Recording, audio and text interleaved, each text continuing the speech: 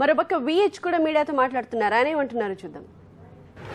Challenging the Venkaiah Naidu, you are challenging the ఎవరు Commonwealth game లాగా 2G spectrum కానీ ఆదర్శ స్కామ్ లో అడుగుతున్నటువంటి వ్యక్తివి 203లో 2003లో ఎంతున్నదండి నీ 11 లక్షలు ఉన్నటువంటి వ్యక్తివి ఇవాళ నీకు అఫిడేవిట్ లో 365 400 కోట్లు ఇది కేవలం ఇది అఫిడేవిట్ లెక్క 1,00,000 కోట్ల పైన ఆస్తులు ఉన్నాయని ఇవాళ ఎవరు మా ఆమోద్ గారు కానీ అదేవిధంగా యాదవ్ రెడ్డి గారు ఏదైతే పిటిషన్ కానీ గతంలో శంకర్రావు చేసి మరి దాని మీద బీజేపీ నేషనల్ పార్టీ గురు ఇంకోటి ఏమంటారు మాకు బలం లేదు కాబట్టి మేము నిలబడలేదు.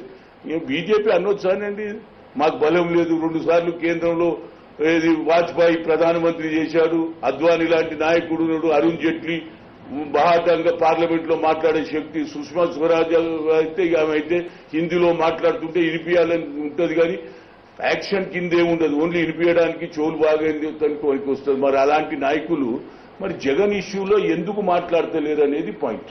ఏదన్నా లోపాయికారిగా ఎందుకంటే మేము మొదటి నుంచి కూడా చెప్తున్నాం గాలి జనార్దన్ రెడ్డి తోటి ఓబులాపురం మైన్ లో సంబంధం ఉన్నప్పటి నుంచే వీళ్ళు కుమ్మక్ అయింది అనేది పాయింట్.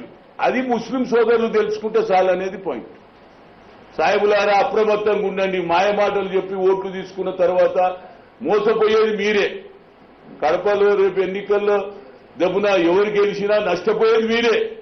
ఏది ముఖ్యంగా ఇలాంటి నాయకులను సెక్యులర్ నిర్ధారణాన్ని నమ్ముతున్నటువంటి కాంగ్రెస్ పార్టీ సోనియా గాంధీ నాయకత్వం మన్మోహన్ సింగ్ నాయకత్వానికి ఇస్తే ముస్లింలకు మంచి ఫ్యూచర్ ఉంటుంది అనేది నా ఉద్దేశం.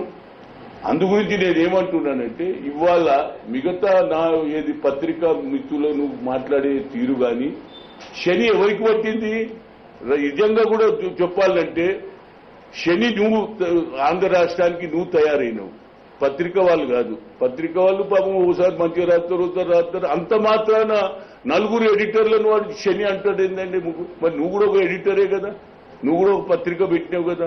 అంటే ఎంత కక్ష ఉన్నదో చూడు.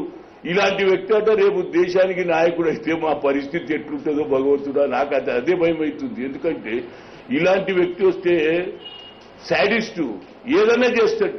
ఎందుకంటే పాపం రాజశేఖర్ కొద్దిగా ఫ్లెక్సిబుల్, ఇది ఫ్లెక్సిబుల్ కేసు కాదు, ఇది డైరెక్ట్ అటాకే.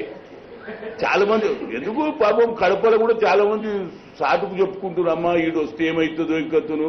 కానీ ఫస్ట్ టైం ఓట్లు వేసే అవకాశాలు కూడా దొరుకుతున్నాయి వాళ్ళకి. ఎందుకంటే ఇవన్నీ పెట్టినట్టు కదా కెమెరాలు ప్రతి పోలింగ్ బూత్ లో ఓడేస్తుండే కదా. ఇప్పుడు ఏదో ప్రజాస్వామ్యం వచ్చింది, పేదలు బడుగు బలైన వర్గాల వారు నిజంగా కూడా న్యాయం జరగాలంటే కాంగ్రెస్ పార్టీకి ఓటేయండి. ఇలాంటి వ్యక్తికి వేస్తే మళ్ళా మీకు ప్రజాస్వామ్యం ఉండదు, మీకు అక్కడ డిక్టేటర్ రాజ్యం ఉంటుంది అనేది పాయింట్. ఏదైనా అడిగేది ఉంటే 100% రాష్ట్రానికి జగన్ లాంటి వ్యక్తే శని. నా ఉద్దేశంలో రామోజీరావు గాని రాధాకృష్ణ గాని రవిప్రకాష్ కాదు, శని ఈయన ఎప్పుడైతే పత్రిక పెట్టిండో అప్పుడు పాపం రాజశేఖర్